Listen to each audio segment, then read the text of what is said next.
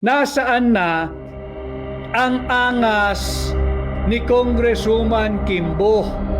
Yung angas na ipinakita mo nung sinisira mo ang pagkatao ni Vice President Inday Sara Duterte.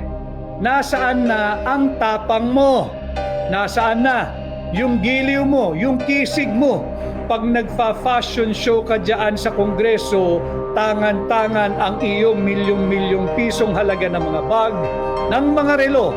Nasaan ang tapang mo? Bakit hindi ka ngayon humarap at magpaliwanag sa sambayan ng Pilipino saan ninyo dinadala ang daan-daang bilyong pisong pera ng mamamayang Pilipino?